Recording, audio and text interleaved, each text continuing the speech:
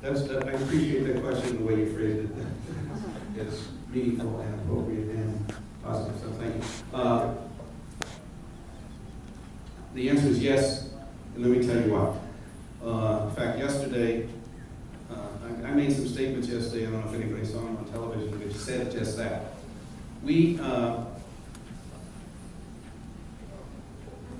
The chief operations officer of a city, which used to be what was called the city manager before we got to a strong mayor form of government, is responsible for the operations of the city, the day-to-day operations, the trash pickup, for example. We had an interim COO who's doing a great job. But what we got to take the reins of the city starting yesterday was the former chief administrative officer of the county named Walt Eckert. Walt ran the county for 14 years. It was universally recognized one of the top governed local entities in America. He is now in charge of the day-to-day operations of the city. So, and he has full authority to do that, those operations. I set the policy and the direction. He's doing the day-to-day operations. And he made certain appointments for his assistants and stuff to carry that out. So I think we put the chief operations officer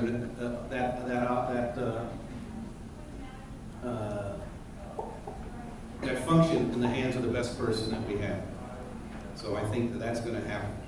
On the other hand, the mayor's office is run by my chief of staff, who starting yesterday is the chief of staff I had for Congress for 14 years, retired Colonel Tony Buckles, who's going to run in a different way the operations of the mayor's office.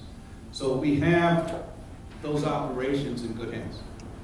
I believe that I can set the policy, set the vision.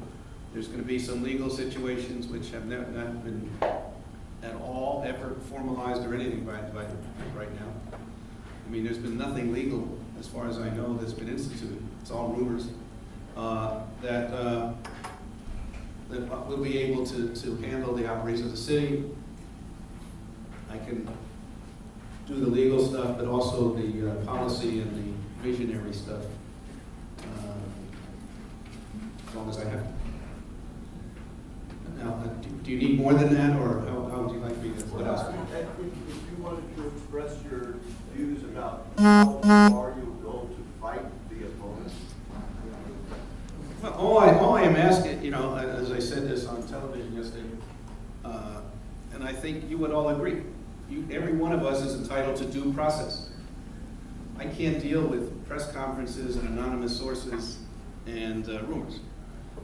If we have a due process, which the city has for things like sexual harassment, which I am not guilty of, but we have a process. Let's get it into that process, and we'll deal with it in a legal way. I would ask you and everybody, for a presumption of innocence until guilty, as it were. I mean, there's been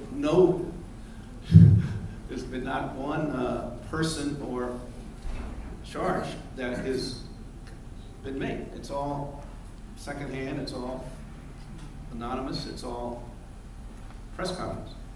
So I think we should calm down and get this into a process where everybody can deal with it in a fair way. And I'm confident of that process. I think I'll be vindicated at the end of that process, but let's have a fair process, that's all.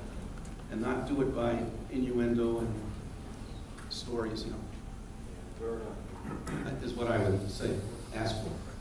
Mayor Filner, now that Bill Luther has elaborated and brought to your attention again the issue of the trash pickup and the fly